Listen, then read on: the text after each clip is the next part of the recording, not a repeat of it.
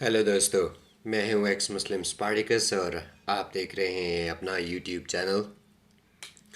पिछले काफ़ी दिनों से मेरी वीडियोस के कमेंट्स में मुसलमानों की तरफ से ये मुतालबा किया जा रहा है कि तुम अपनी शक्ल क्यों नहीं दिखाते, अपनी हिम्मत है तो अपनी शक्ल तो दिखाओ, अपनी शक्ल तो दिखाओ। तो मैं उन सब से कहना चाहता हूँ कि मैं एक्स मुस्लिम हूँ, नास्तिक हूँ, एथियस्ट हूँ। मैं किसी हिंदू लड़की से शादी कर लूँगा, किसी क्रिश्चियन लड़की से शादी कर लूँगा, किसी जीव लड़की से शादी कर लूँगा, किसी नास्तिक लड़की से शादी कर लूँगा। तो मुसलमानों में शादी करने का मेरा कोई इरादा नहीं है। तो मेरी तस्वीर देख के या मेरी शक्ल देख के जो आपने रिश्ता संभाला हुआ है, मेरी तरफ से वो रिश्ता कैंसिल। बहुत बहुत शुक्रिया आप सबका। तो अब आते हैं टॉपिक की तरफ। दोस्तों, अगर आप एक टीचर के पास जाएं और उस टीचर से पूछें कि टीचर क्या मैं घर जा सकता हूं, और वो टीचर बोले कि हाँ जा सकते हो, थोड़ी देर बाद बोले कि नहीं जा सकते, तो ऐसे टीचर को आप क्या बोलेंगे? कुरान से मैंने भी कुछ सवाल किए और कुरान ने उनके क्या जवाब दिए, आइए आज आपको बताता हूँ।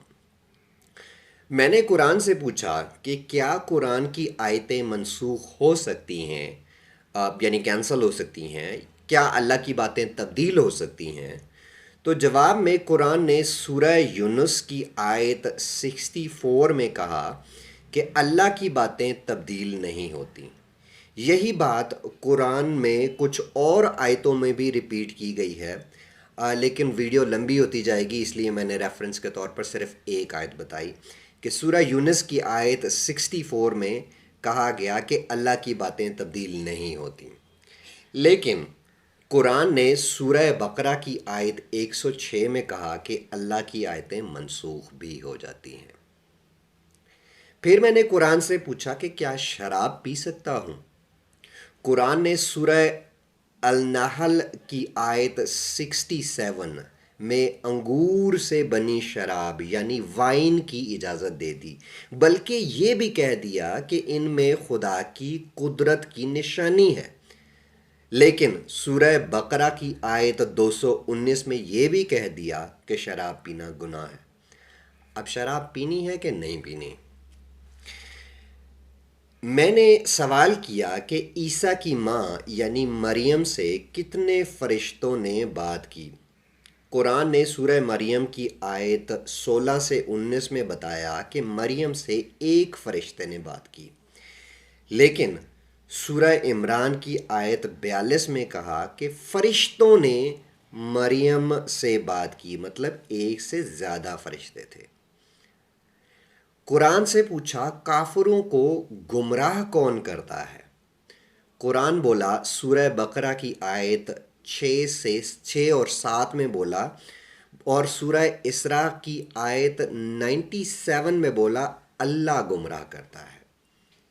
लेकिन सूरह मरियम की आयत 83 और सूरह एराफ की आयत 16 से 18 में बोला लोगों को शैतान गुमराह करता है। अब अल्लाह गुमराह करता है या शैतान गुमराह करता है? कुरान से पूछा क्या क्रिश्चियन लोग या जो ज्यूज़ हैं ये दोज़ख में जाएंगे? कुरान ने सूरह मायदा की आयत 72 में कहा ये लोग दोज़ख में जाएंगे, यानी नरक में जाएंगे, हेल में जाएंगे। बल्कि सूरह इमरान की आयत 85 में ये भी कह दिया कि इस्लाम के सिवा किसी और मज़हब को अल्लाह कबूल ही नहीं करेगा। लेकिन सूरह बकरा की आयत 62 में कहा, आयत नंबर 62 में कहा कि क्रिश्चियन, यहूदी या किसी भी मज़हब का हो कोई, अगर वो अल्लाह और क़यामत को मानता है तो वो जन्नत में जाएगा। कुरान से पूछा अच्छा ये बताएं कि कितने फरिश्ते जंग में मोहम्मद का साथ देने के लिए आए? कुरान ने सूरह अल इमरान की आयत 124 में बताया कि 3000 फरिश्ते मोहम्मद की मदद करने के लिए मोहम्मद के साथ मिलके जंग लड़ने के लिए आए। लेकिन सूरह अनफाल की आयत 9 में बताया कि 1000 فرشتوں سے اللہ نے محمد کی مدد کی. اب 1000 تھے یا 3000 تھے؟ اس طرح کے اور بھی میں نے بہت سارے سوال پوچھے جن کا قرآن نے کبھی کچھ جواب دیا، کبھی کچھ جواب دیا. وہ اگلی ویڈیو میں آپ کو بتاؤں گا کہ کیا سوال تھے اور ان کے کیا جواب ملے. ابھی تک کے جو سوال و جواب تھے ان سے یہ ثابت ہوتا ہے کہ قرآن کنٹرڈکشن سے بھرپور کتاب ہے. قرآن میں بہت زیادہ اختلاف اور تضادات پائے جاتے ہیں. یہ کسی اللہ کا کلام نہیں ہے. اور دوستو، آخر میں ایک بات کہوں گا، اسلام چھوڑو، انسان بنو. شکریہ.